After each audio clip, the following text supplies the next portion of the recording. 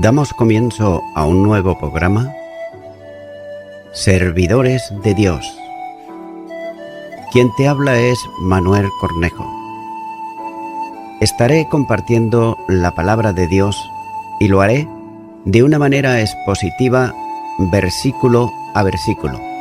Y en esta ocasión será en el Evangelio de Marcos, capítulo 2 y versículo 21, donde dice: Nadie pone remiendo de paño nuevo en vestido viejo. De otra manera, el mismo remiendo nuevo tira de lo viejo y se hace peor la rotura. Apelando al uso del lenguaje parabólico, Jesús usa aquí lo impropio de un remiendo de paño nuevo puesto sobre una tela vieja, ya que el remiendo de tela nueva destroza el vestido de tela usada. Y note que es interesante apreciar que el ejemplo tomado de la vida cotidiana llama la atención hacia una actividad incorrecta, como si dijese: nadie hace esto. Ya que una tela nueva, abatanada, como viene de fábrica, no es apta para poner un remiendo. Y cabe preguntarse aquí si la parábola forma parte de la respuesta que Jesús dio a los que le preguntaron sobre el ayuno de sus discípulos, o fue dicha más tarde, si bien Marcos la introduce seguida a la respuesta de Jesús. La razón de estas dos parábolas es claramente enseñar sobre la inutilidad de procurar unir lo nuevo con lo viejo.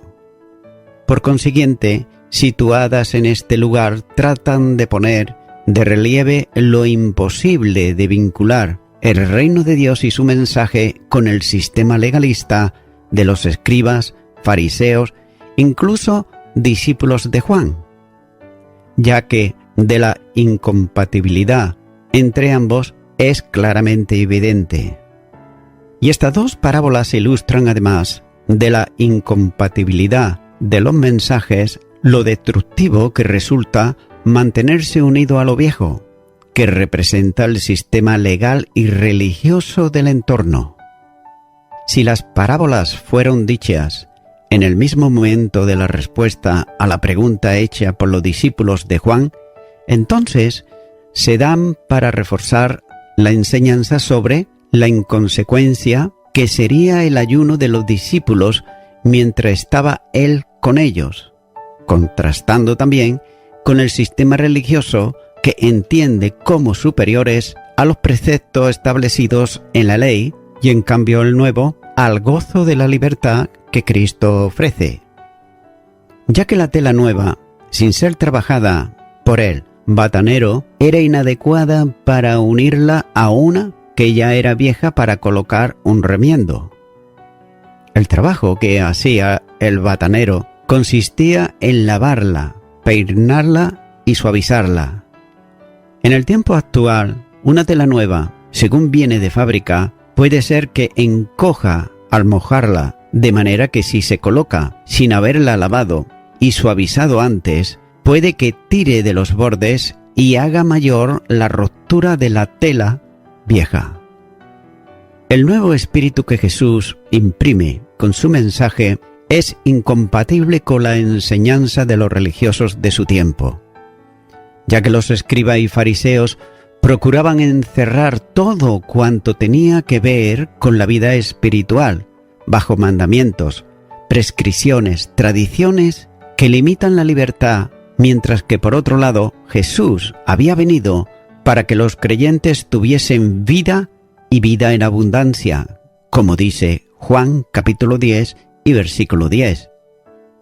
Por consiguiente, no solo es inútil, sino que también es perjudicial pretender unificar los dos sistemas. Y del mismo modo que la tela nueva rasgaría el tejido viejo, así también las prácticas y enseñanzas del sistema farisaico resultaban absolutamente incompatibles con la enseñanza de Jesús. Continuar con el versículo 22, donde dice: Y nadie echa vino nuevo en odres viejos. De otra manera, el vino nuevo rompe los odres, y el vino se derrama, y los odres se pierden, pero el vino nuevo en odres nuevos se ha de echar. Note que mediante una nueva parábola sobre el efecto del vino nuevo echado en odres viejos, quiere recalcar la enseñanza, ya que los odres eran recipientes hechos de cuero, y en ocasiones el cuero entero de un animal pequeño, como podría ser por ejemplo un cordero o un cabrito, que en el tiempo de su confección el cuero se mantenía flexible, pero con el tiempo se endurecía y además se hacía quebradizo. Esos odres no eran utilizables para almacenar en ellos vino nuevo. Cuando en un odre viejo se coloca vino nuevo, la fermentación, que todavía no ha terminado totalmente, genera gases que revientan el odre debido a que el uso lo ha convertido en poco resistente. Y la consecuencia es natural. Tanto el vino como el odre se pierden. El primero derramándose y el segundo reventado. Así pues, es evidente que el vino nuevo ilustra la vida nueva en el Espíritu que Cristo viene a dar, ya que es el contenido de las enseñanzas suyas y sobre todo del Evangelio, del reino que está anunciando.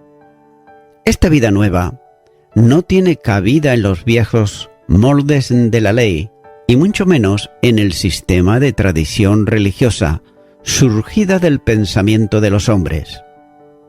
Los viejos odres y los vestidos viejos son ilustración del sistema religioso de aquellos que preguntaban a Jesús la razón por la que sus discípulos no ayunaban.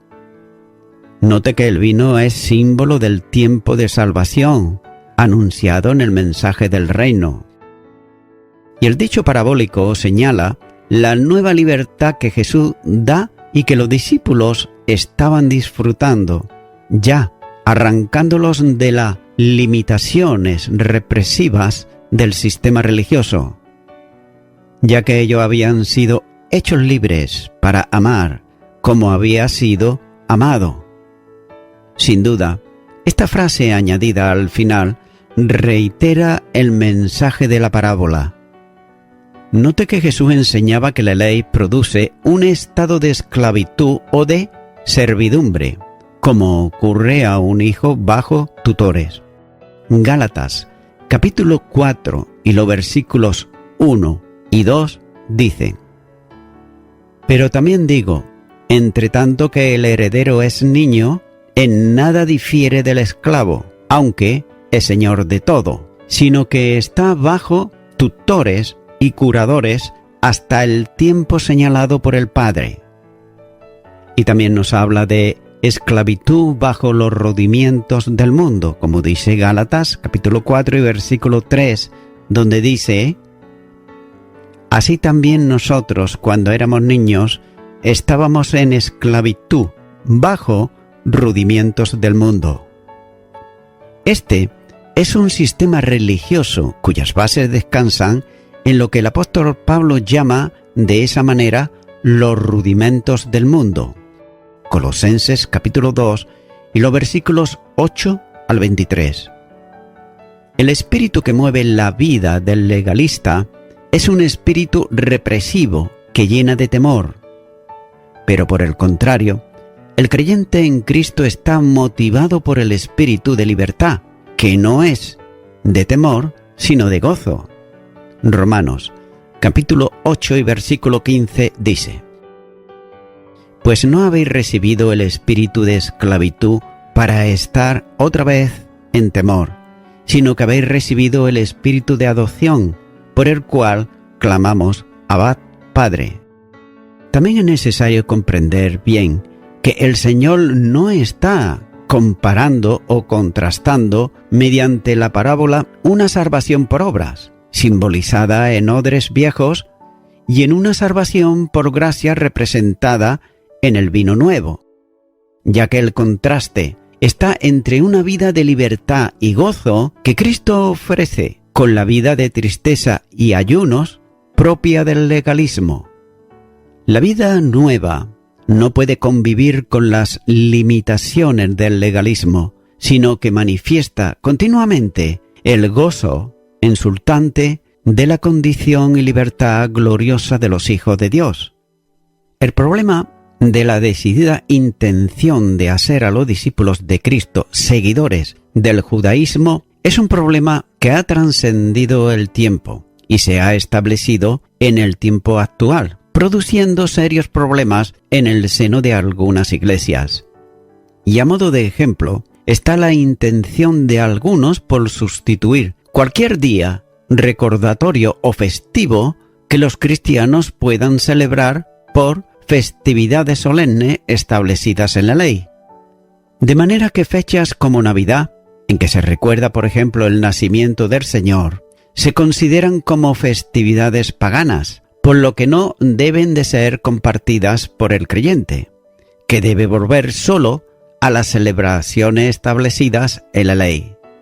No cabe duda que el nacimiento del Redentor no pudo haberse producido en la fecha en que se celebra, pero, dado que esa fecha es desconocida, el hecho de celebrarla en Navidad no supone otra cosa que la dedicación de un día especial en el que se recuerda la irrupción de Dios en la carne humana en la historia de los hombres.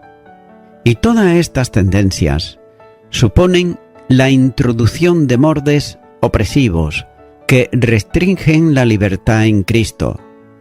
El Evangelio de la Gracia y la vida cristiana en la libertad del Espíritu no cabe en los viejos moldes del judaísmo, ya que pretender cualquier sistema legalista basado en forma y normas es anular la libertad que proviene de la cruz de Cristo. Note que el creyente ha sido sacado de la esclavitud para vivir una vida de libertad en Cristo, y de ahí que el apóstol levanta su voz para decir: «Estad, pues, firmes en la libertad con que Cristo os hizo libres, y no estéis otra vez sujetos al yugo de esclavitud». Gálatas, capítulo 5 y versículo 1. Por otro lado, algunos cristianos sin duda llenos de buena voluntad, pero carentes de un conocimiento perfecto, note lo que dice Romanos capítulo 2 y versículo 2. «No os conforméis a este siglo, sino transformaos por medio de la renovación de vuestro entendimiento, para que comprobéis cuál sea la buena voluntad de Dios, agradable y perfecta». Ya que algunos viven encasillados en un sistema normativo muy semejante, por otro lado, al judaísmo, guardando escrupulosamente lo que pueden comer y lo que pueden beber, cuidando celosamente de no hacer nada en el día del domingo, considerando este como el día del Señor, pero por otro lado olvidando que incluso, aunque así fuese, que no lo es, Cristo dijo que el día de reposo es para el hombre, pero no el hombre para el día del reposo. Sistema que se basa en tocar o no tocar, vestir o no vestir, ir o no ir, convierte la vida gozosa del creyente en una entristecida vida bajo la cárcel del legalismo y de las tradiciones. También hay que recordar continuamente que no estamos bajo la ley, sino bajo la gracia. Note que la ley oprime, pero la gracia libera. La ley llena de temor, pero Romanos capítulo 4 y versículo 15 dice: «Pues la ley produce ira, pero donde no hay ley, tampoco hay transgresión». También, la gracia que salva y cobija da plena y gloriosa libertad. Efesios capítulo 2 y versículo 8 dice: «Porque por gracia sois salvos, por medio de la fe, y esto no es de vosotros, pues es don de Dios».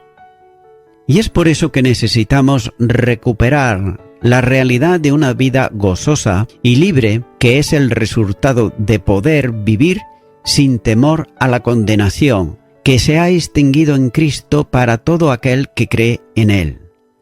Romanos capítulo 8 y versículo 1 dice: «Ahora pues, Ninguna condenación hay para los que están en Cristo Jesús, los que no andan conforme a la carne, sino conforme al Espíritu.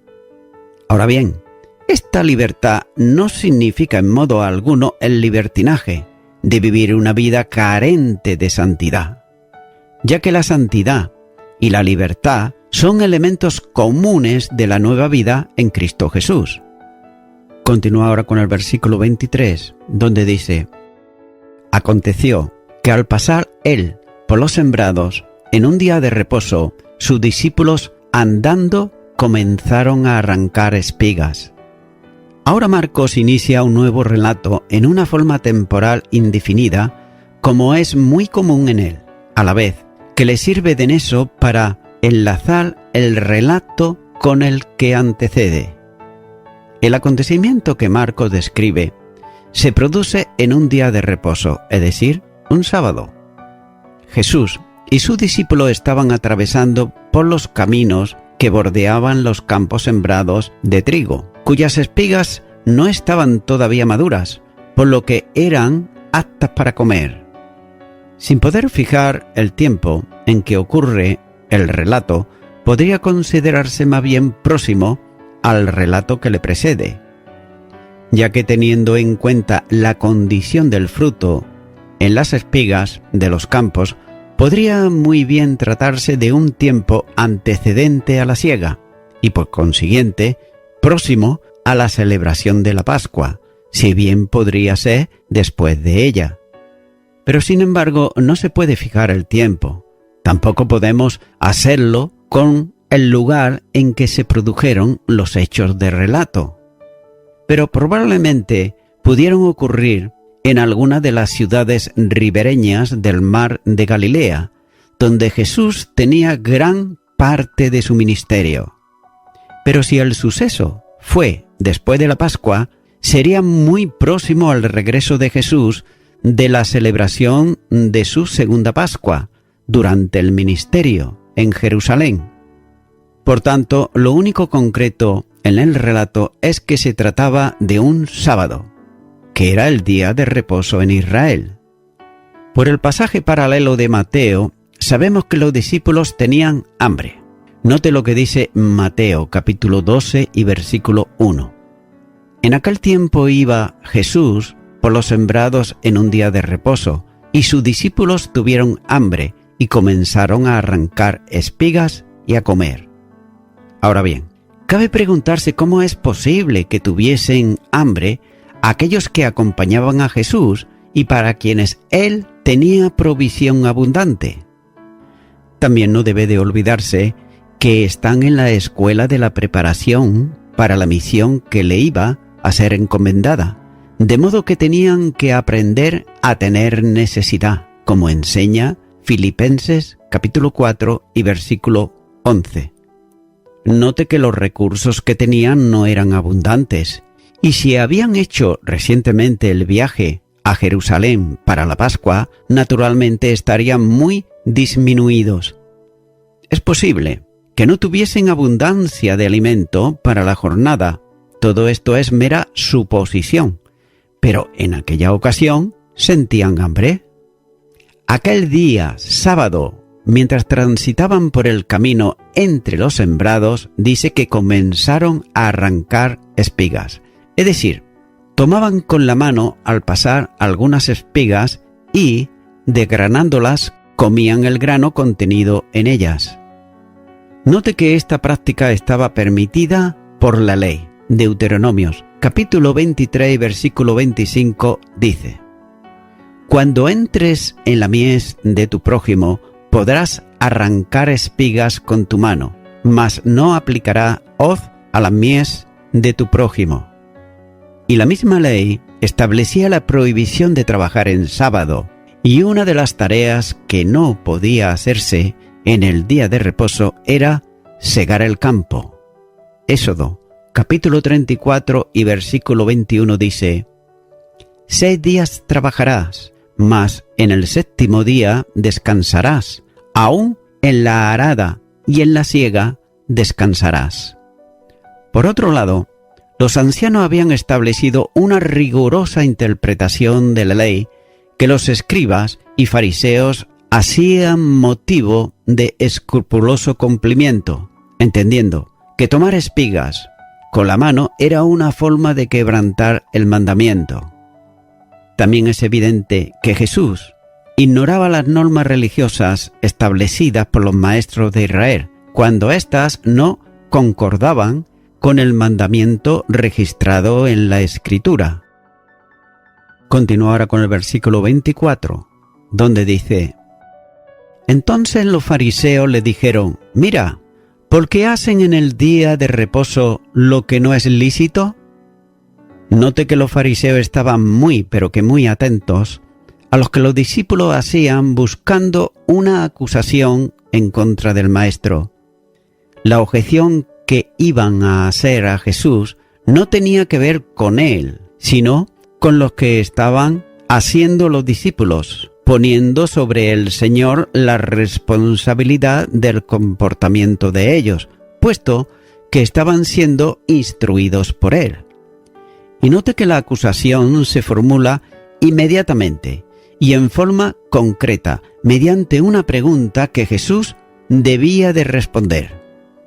Por medio de argucias legalistas, los fariseos sepultaban la ley de Dios y su propósito bajo el peso de sus tradiciones, como así enseña Mateo capítulo 5, versículo 21 y versículo 28. Ya que los fariseos habían añadido su propia interpretación a la verdad revelada en la Escritura, y para ellos podían más sus tradiciones que lo que Dios había dicho en ella, y le daban a su sistema más importancia que la propia palabra, invalidándola con su sistema interpretativo. Mateo capítulo 15 y versículo 2 dice: ¿Por qué tus discípulos quebrantan la tradición de los ancianos? ¿Por qué no se lavan las manos cuando comen pan? Y Mateo capítulo 15 versículo 6 dice: Ya no ha de honrar a su padre o a su madre. Así habéis invalidado el mandamiento de Dios por vuestra tradición.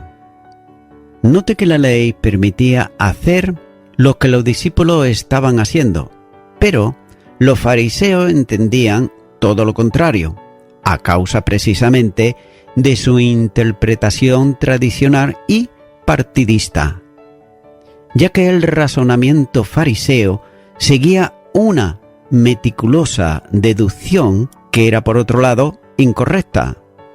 Los maestros habían codificado los trabajos prohibidos para el día del sábado, agrupándolos en 39 trabajos principales, y cada uno de ellos se subdividía en 6 categorías menores, todas naturalmente prohibidas para hacerse en sábado. Por ejemplo, cosechar el campo, segando la mies, era una prohibición principal. También recoger espigas con las manos, aunque estaba permitido en la ley de Dios, no lo estaba en su tradición, porque lo habían incluido bajo la categoría de cosechar el campo. Por tanto, el razonamiento de ellos consideraba una acción legal delante de Dios como ilegal para su fama de pensar y la enseñanza que siempre habían recibido. Para ellos, los discípulos estaban haciendo algo ilegal. Por tanto, ya que él no les prohibía, estaba también incurso en la misma falta. Note que el corazón de ellos, saturado de odio y envidia contra Jesús, buscaban un motivo para condenarle y, si fuese posible, sentenciarle a muerte. Mateo capítulo 12 y versículo 14 dice: Y salidos los fariseos tuvieron consejo contra Jesús para destruirle.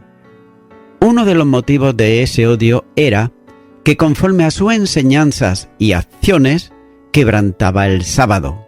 Juan capítulo 5 y versículo 18 dice: Si el mundo os aborrece, sabed que a mí me ha aborrecido antes que a vosotros. Y no solo pretendían acusarle, sino que también se habían propuesto darle muerte. Juan, capítulo 7, versículo 19 dice: ¿No dio Moisés la ley y ninguno de vosotros cumple la ley? ¿Por qué procuráis matarme? En esta actitud ponían de manifiesto la vinculación espiritual que ellos tenían, ya que todos ellos se consideraban orgullosamente de ser descendientes naturales, hijos de Abraham, pero estaban sin embargo muy lejos de la condición de Abraham, que se gozaba viendo la bendición de la venida del Mesías. Juan, capítulo 8 y versículo 37 dice: Sé que sois descendientes de Abraham, pero procuráis matarme, porque mi palabra no haya cabida en vosotros. Aquellos legalistas habían añadido a la ley un sinnúmero de prohibiciones relacionadas con el sábado. Entre ellas, había algunas tan absurdas como, por ejemplo, considerar trabajo prohibido el apagar una lámpara, coser un huevo o desatar el nudo de una cuerda. El fanatismo religioso de sus vidas lo llevaba al extremo de contravenir las disposiciones de la ley para establecer, por otro lado, su propio criterio respecto a ellas.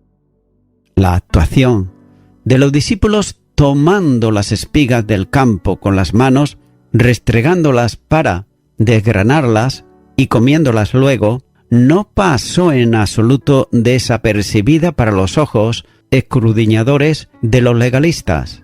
Esa actuación no era contraria a la ley, pero lo era para sus tradiciones. Por tanto, era suficiente para formular una acusación directa contra los discípulos que directamente era en contra de Jesús.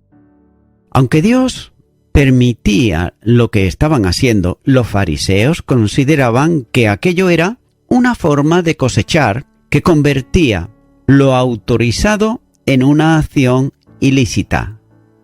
De otro modo, se observa que las tradiciones se habían convertido para ellos en algo con la misma categoría que la ley divina. La Misná considera lícito solo recoger espigas de grano en una cantidad equivalente a un bocado para un cordero. Todo el grupo de discípulos de Jesús, incluso también él, por su responsabilidad como maestro, eran quebrantadores de lo que era lícito, o de otro modo, practicantes de la ilegalidad. También es interesante notar que en el texto anterior se hace referencia al camino por donde pasaban. Y esto hace posible pensar que no solo lo acusaban por el hecho de tomar espigas en sábado, sino que también podría incluir la ilegalidad a la que se referían por el exceso de camino que estarían haciendo el sábado, ya que ellos enseñaban que caminar más de 1 kilómetro en el día de reposo era contrario a la condición de descanso en ese día. Seguramente que los discípulos, andando entre los sembrados y haciendo el camino de aquella jornada, ese día a la distancia establecida como legal para el sábado. Ahora bien, no se puede precisar el alcance de la acusación, ya que simplemente los fariseos dijeron a Jesús que lo que el grupo estaba haciendo era ilegal, ilícito, pecaminoso para el día de reposo. Y note que siempre ocurre lo mismo con el legalista, ya que suele estar atento a lo que el hombre hace para tener motivo para acusarle, mientras que el religioso busca la falta del hermano para sancionarlo. El que es espiritual busca al hermano que ha caído para restaurarlo. De otro modo, mientras que el legalista está viendo continuamente el pecado, el verdadero discípulo de Cristo ve al pecador para ayudarlo en la restauración. Nunca es suficiente lo que Dios prohíbe, sino que debe ser incrementado por sus propias prohibiciones, pensando continuamente en poner pesadas cargas sobre los creyentes que agobian al pueblo de Dios, mientras ellos disfrutan condenando a todo aquel que trata de liberarse de ellas. Y voy concluyendo con esto. Estimado y estimada oyente, podemos observar que los religiosos eran y siguen siendo muy observadores de sus tradiciones, como he compartido. Sin embargo, en cuanto a la santidad, a ser misericordiosos y a amar al prójimo, ya no lo eran tan observadores y tampoco practicantes como deberían de serlo. En la palabra de Dios, en Miqueas, capítulo 6, versículo 8, dice: «Oh hombre, Él te ha declarado lo que es bueno y que pide Jehová de ti, solamente hacer justicia y amar misericordia y humillarte ante tu Dios». Amigo y amiga oyente, si tú deseas hacer lo que a Dios le agrada, lo primero es recibir en tu vida a Jesucristo como tu único y suficiente Salvador, ya que Él te va a capacitar para que le agrade a Dios. Por tanto, yo te invito en esta hora a que tú puedas orar conmigo una oración de fe para recibir a Cristo en tu corazón. Ora conmigo y di ahí a donde estás. Dios eterno, vengo ante ti humillado, sabiendo que soy una persona pecadora y por tanto deseo pedirte perdón por todos mis pecados y todo aquello que he hecho malo. Perdóname, que sea tu misericordia sobre mi vida, que tú derrames tu amor sobre mi vida y tu justicia esté siempre en mí. Gracias quiero darte y te pido, Señor Jesucristo, que tú me capacites para ser una persona misericordiosa, una persona justa y que ame al prójimo. En el nombre de Jesús. Amén.